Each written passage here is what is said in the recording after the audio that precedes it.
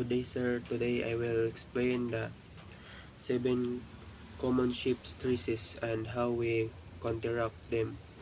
Ships are very strong, pero every day they experience pressure from waves, cargo, and weather. If dili ni ma-control, pwede ma-damage ang ship. Let's discuss one by one in simple way. Hogging.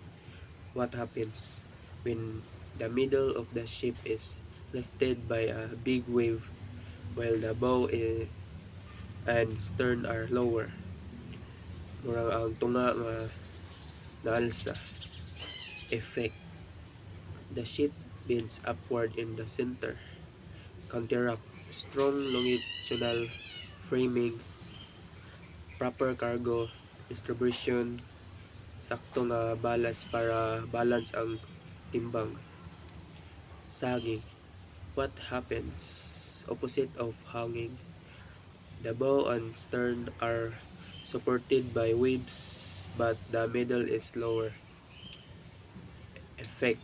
The ship bends downward. Counteract. Even loading sa cargo. Double bottom support. Maintain proper trim. Shear force. What happens when different part of a ship carry different weight? Na ay part nga bugat, na ay part nga gaan.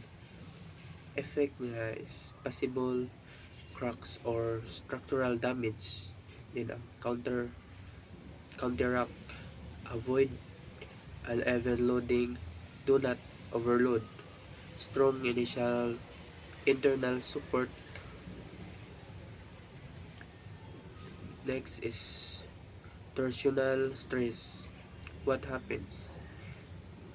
Twisting of the ship because waves hit unevenly on both sides. Muragi twist ang barko. Then ang effect, hull may twist, especially container ship. Then ang counteract is strong transverse framing. Change course in rough seas. Avoid direct wave impact. Next is punching. What happens? The hull plates near the bow move in and out due to water pressure. And the effect is hull plates become weak over time.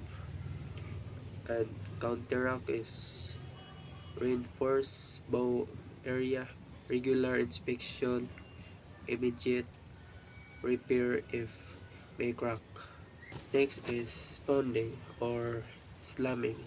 What happens when the bow hits the waves hard at high speed?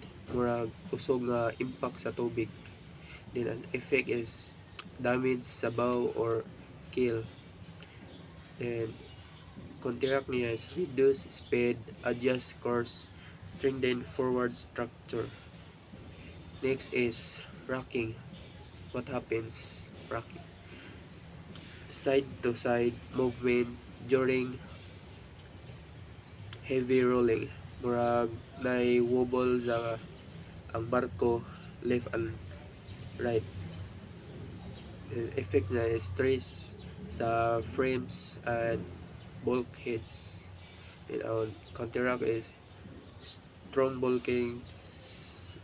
strong bulkheads, anti-roll stabilizer, and proper ballast management.